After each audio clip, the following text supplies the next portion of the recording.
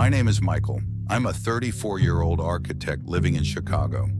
3 months ago, I received an unusual letter, an old brown envelope with my name and address handwritten. No sender. Inside was just one letter.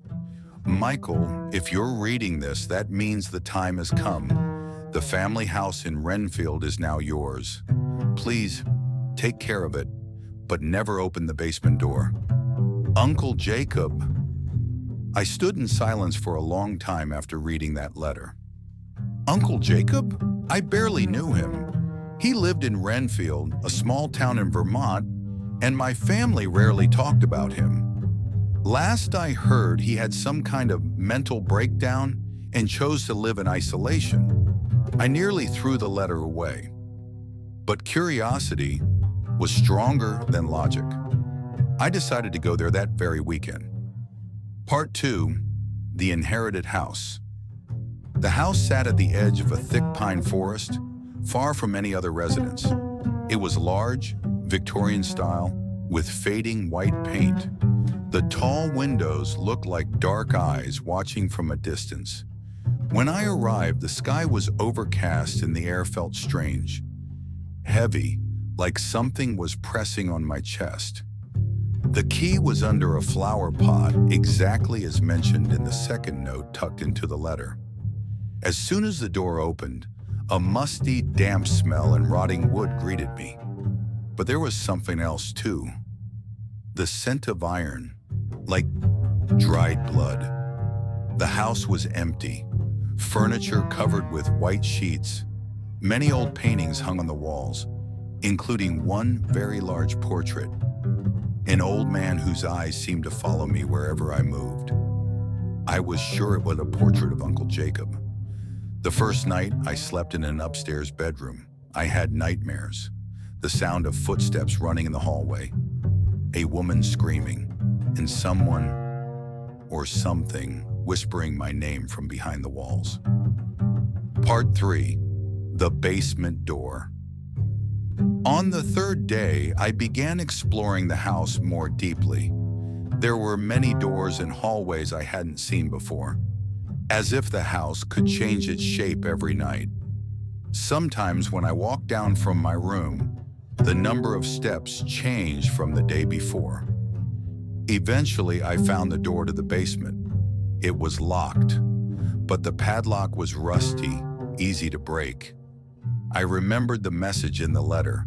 Never open the basement door. But if you're in a house like this, alone, and your curiosity feels like a devil whispering, it's hard to resist.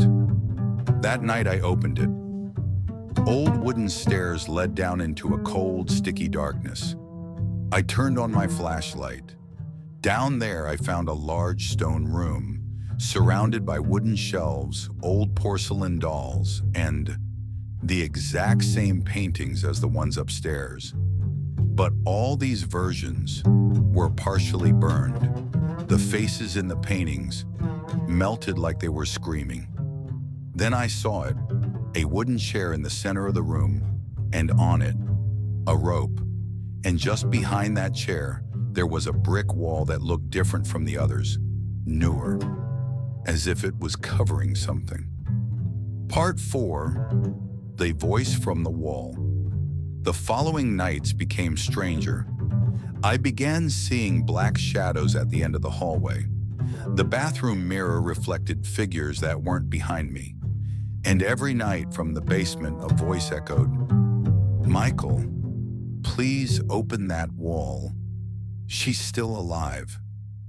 At first I thought it was a dream, but the voice came every night, clearer each time, until finally I gave in. I went back down to the basement, brought a crowbar and started smashing the brick wall. Behind it, I found a small room, only the size of a closet. Inside, a human skeleton, curled up in a fetal position. Writings on the wall written in blood. "He's not your uncle."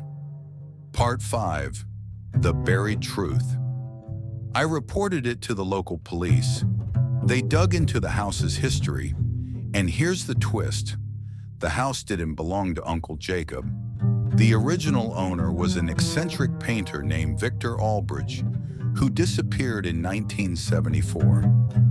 The man in the portrait wasn't Jacob, but Victor himself. Jacob? There was no record of anyone named Jacob in my family tree. Turns out someone had kidnapped and killed Victor, stole his identity, and lived in that house for years while hiding the body behind the wall. That person claimed to be Uncle Jacob.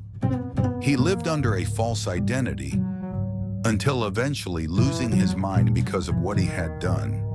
In the house, it kept all of his secrets every night.